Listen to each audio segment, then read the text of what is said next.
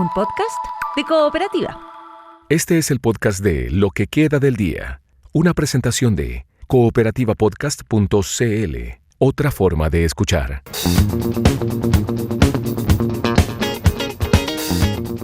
Hola, este es un nuevo episodio del podcast Lo que queda del día. Soy Paula Molina, me acompaña Luis Devia en las grabaciones. Y hoy tenemos dos conversaciones que vale la pena escuchar.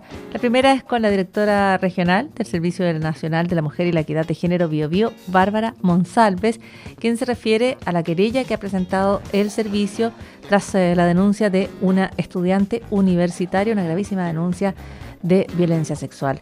Vamos a estar con esa conversación y además Amanda Telias, oficial de Políticas Sociales de UNICEF Chile, para comentar una actualización respecto a la pobreza infantil en el país. 1 de cada 4 niños en Chile vive en un hogar que no alcanza a cubrir sus necesidades básicas. Esta denuncia por una presunta violación grupal que habría tenido la denunciante es estudiante de la Universidad San Sebastián y el Servicio Nacional de la Mujer y la Equidad de Género se ha convertido en querellante en esta causa. Su directora regional, Bárbara Monsalves, está con nosotros a esta hora en Lo que queda del día. ¿Cómo está, directora? Muy buenas tardes. Muy bien, muchas gracias. ¿Cómo estás tú? Muy bien, quería partir preguntándole por la querella y desde qué momento tienen antecedentes ustedes allí en el servicio respecto a esta denuncia. ¿De qué manera toman conocimiento del caso, directora? Bueno, el servicio toma conocimiento por medio de una derivación que se hace de la universidad a nuestra OIRS. Desde ahí tomamos conocimiento y activamos los protocolos de manera inmediata, derivando a la usuaria a nuestro centro de la mujer para una primera orientación e información y una primera acogida con auxilio psicológico. Ya, surge esto desde la universidad. La denunciante ha apuntado a que estos hechos tuvieron lugar en mayo, pero ella presenta luego o toma algún tiempo en presentar esta denuncia. ¿En qué momento la universidad llega con estos antecedentes hasta el servicio, doctora? Como les comento, a finales del mes de abril fuimos notificados por la universidad. Desde ahí hay que comprender también que las víctimas tienen procesos y momentos distintos en los cuales ellos pueden denunciar estos hechos y también desde ahí cuando nosotros tomamos conocimiento activamos todos los protocolos para poder acompañarla tanto psicosocialmente como también desde el punto de vista jurídico que al día de hoy se manifiesta en una querella presentada por nuestra parte como servicio. Directora, la querella llega entonces más o menos un mes después. Se estaba haciendo el acompañamiento previo. ¿Y cómo se elige el momento para presentar la querella? Lo que pasa es que el proceso implica distintas etapas, desde que se derivó al centro de las mujeres al observar la gravedad del asunto. Una vez que se hace la primera orientación e información y se conversa en una primera instancia con los abogados del servicio, se deriva al centro de atención especializada por la gravedad del hecho. Y desde ahí se comienza a recopilar los antecedentes para poder llegar a la redacción de la querella, pero posteriormente, entendiendo también la magnitud de la situación y la connotación pública que también ha tomado para resguardar la integridad de la víctima, hemos decidido finalmente que esto se radique en la dirección regional, en la abogada de violencia extrema de nuestro servicio y por tanto finalmente la querella es presentada directamente por la dirección regional por nuestra abogada.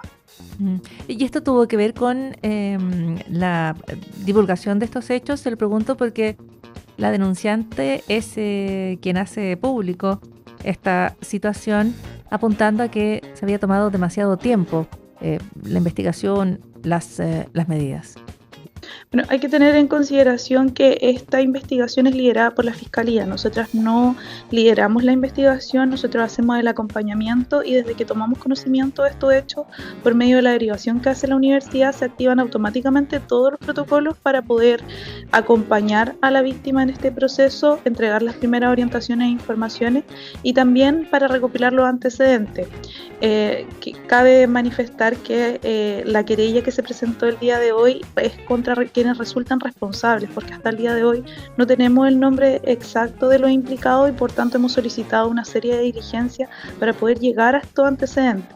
Desde ahí es que las pericias preliminares y también la redacción de la querella tomó algún tiempo, pero no guarda relación en ninguna manera en que esto se haya hecho público, porque como te digo, nosotras no lideramos la investigación, sino que acompañamos a la víctima y también tenemos ciertos procedimientos y protocolos para poder abordar este tipo de violencia de la mejor manera posible.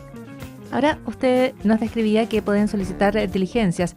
Eso es como parte de esta querella que ustedes presentan bajo la ley integral. ¿Qué herramientas, qué atribuciones les entrega esa normativa para abordar un caso, una denuncia como esta?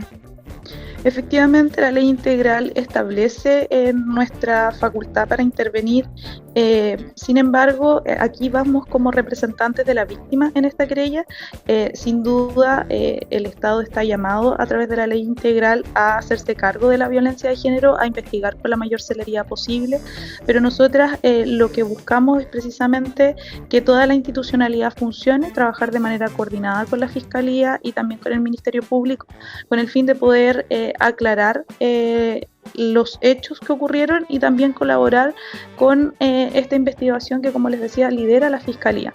La ley nos da las facultades, sin duda, define también lo que se entiende por violencia sexual, y desde ahí es que nosotras estamos articulando esta respuesta y esta querella para poder esclarecer estos hechos, pero por sobre todo para poder entregar acompañamiento legal y reparación en materia psicosocial también a la víctima.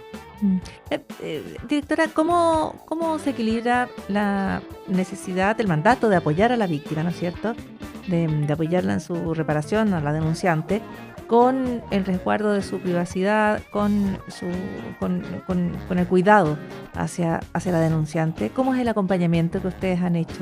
¿Cómo lo podría describir?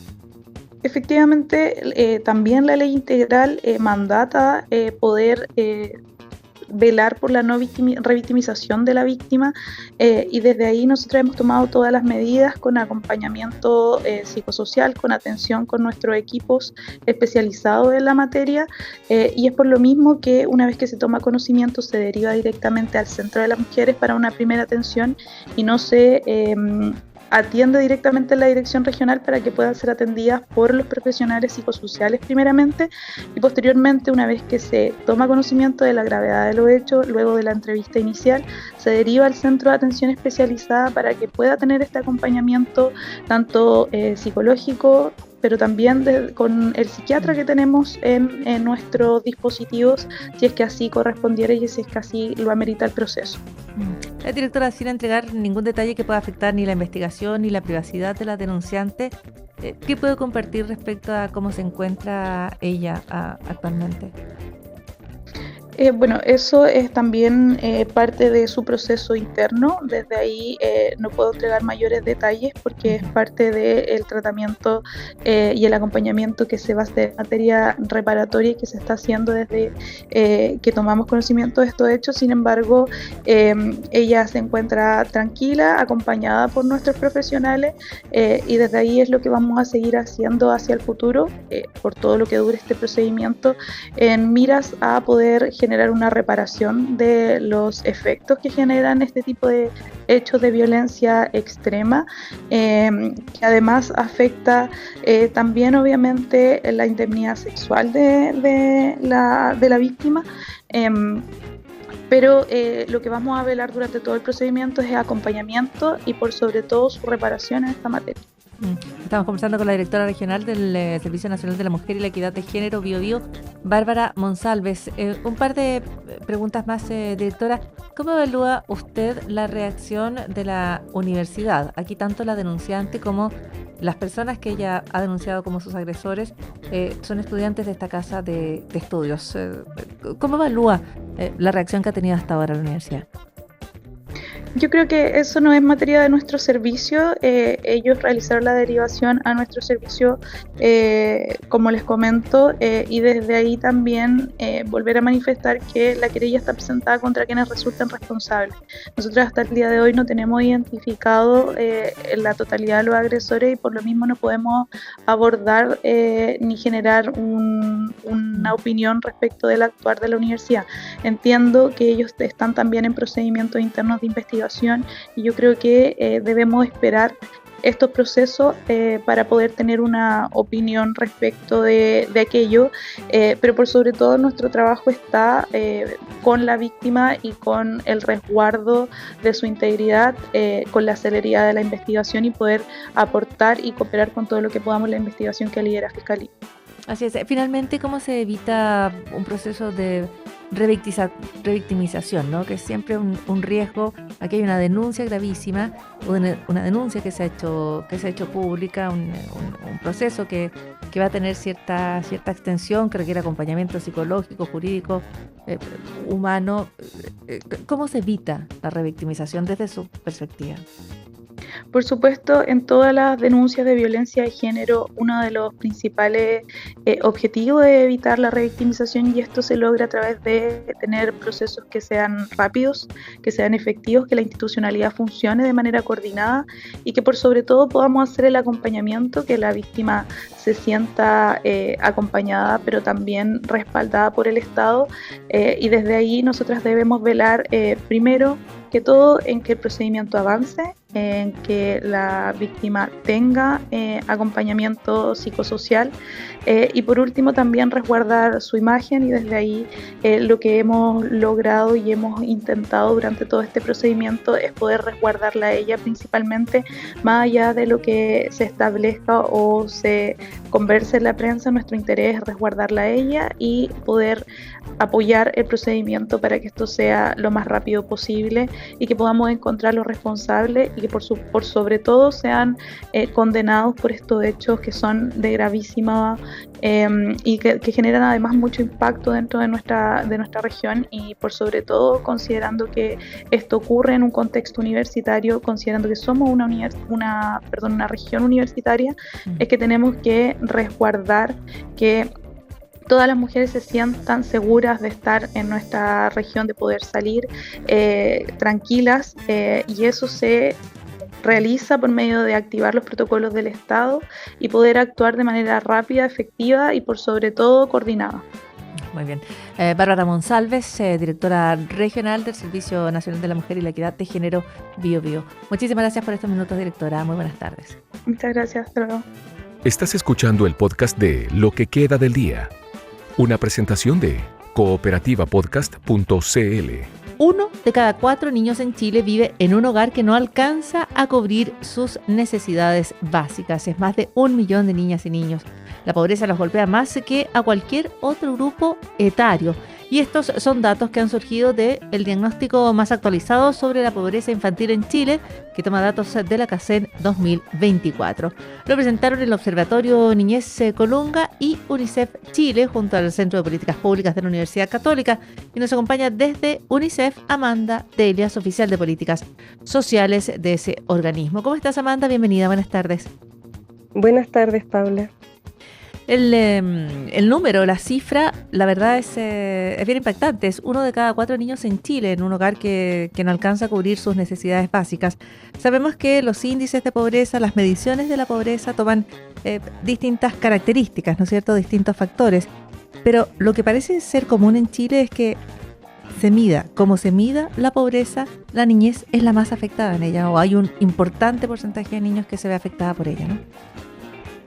Así es, como ustedes mencionan, ¿cierto? Este informe que elaboramos junto a Colunga en UNICEF, lo que nos muestra es que con la nueva metodología para medir pobreza, ya sea por ingresos o multidimensional, utilizando la última encuesta CACEN 2024, se identifica esta alta prevalencia de pobreza infantil, bastante mayor a lo que representa la pobreza en la población adulta. Por lo tanto, es algo que se mantiene en el tiempo, pero es una sobrerepresentación muy importante. Ahora, cuando se habla ya sea de pobreza extrema, pobreza severa, pobreza multidimensional, esta población de niños resulta afectada. Es 1.100.000 niños. ¿Ellos se encuentran en qué nivel o bajo qué ingresos o con qué características? Sí, es importante entender que las mediciones de pobreza tratan de ser complementarias, ¿cierto? Tenemos una medición a través de los ingresos de los hogares, que depende de la composición de los hogares. No hay una cifra única, ¿cierto? O una línea de la pobreza única, sino que depende del tamaño del hogar.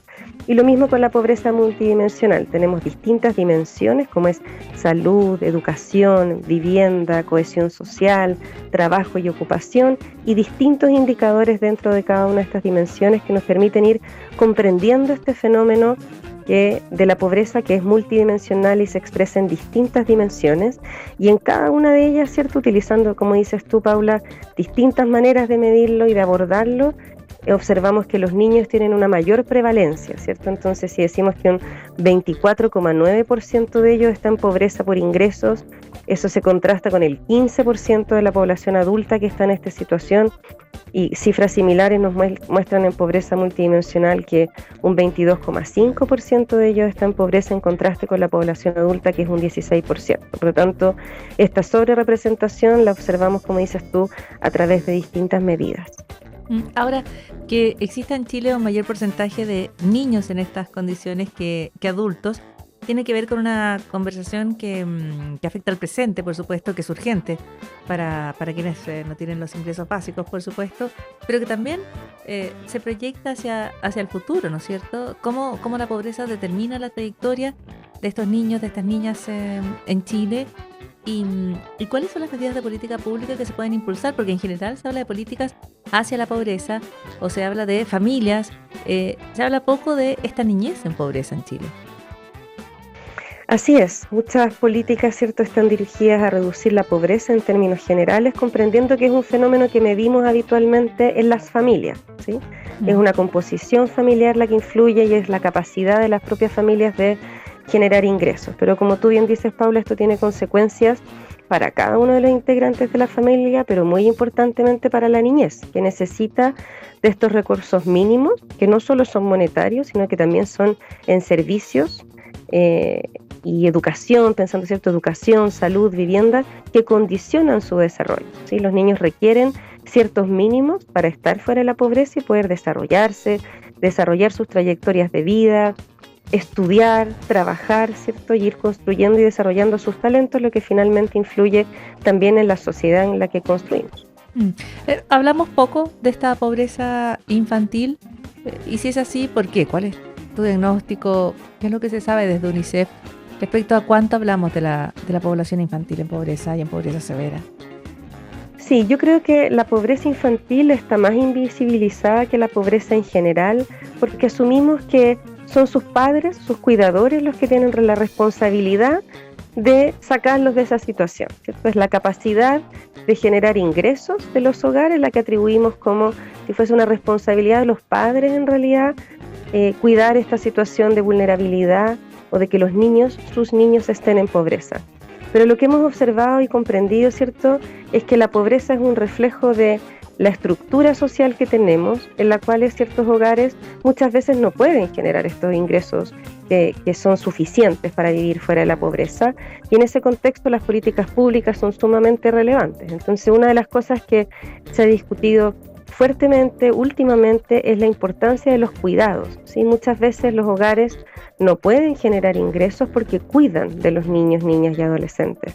Y eso es una política pública que podría cambiar, que se pueden ofrecer más facilidades para el cuidado, y también eso generaría una mayor inserción al trabajo y una mayor generación de ingresos de las familias, por poner un ejemplo. Cuando piensas en políticas de cuidado que apunten precisamente a aliviar la situación de estos niños en pobreza, se está pensando, por ejemplo, en Sala Cuna, que es una discusión, abierta hace 3 décadas en Chile, pero es esa una medida que eventualmente podría ayudar a salir a estas familias de pobreza severa, pobreza extrema. Otras políticas públicas, otras medidas que se podrían implementar. Así es, la ley de Sala Cuna, ¿cierto?, es sumamente importante para disminuir esta discriminación que existe hacia la participación laboral femenina, ¿sí? Equiparar en el ámbito de género esta posibilidad de contar con Sala Cuna, lo que permitiría que más mujeres se incorporen al mercado laboral, ¿cierto?, a la fuerza de trabajo. Y eso es sumamente relevante para generar más ingresos en el hogar, muchas veces duplicarlos y salir de la situación de pobreza. Por lo tanto, esas son el tipo de políticas públicas y de medidas que se pueden ir avanzando y que permitirían no solo, ¿cierto?, una mayor incorporación a la mujer al trabajo, un mayor crecimiento económico, sino que también reducir la pobreza y la pobreza infantil en particular. Otra herramienta con la que se cuenta desde el Estado tiene que ver con las transferencias monetarias, ¿no es cierto? Cuando hay programas donde se entregan recursos que pueden ser importantes para las familias, que son muy importantes para las familias, pero que en general se acotan a ciertas poblaciones, ¿no es cierto? Por ejemplo, el tema de las pensiones, que tiene que ver quizás con el otro extremo de una misma población, de una misma comunidad, que son las personas mayores, ¿no? ¿Cuántas transferencias llegan a niños, niñas y adolescentes en pobreza?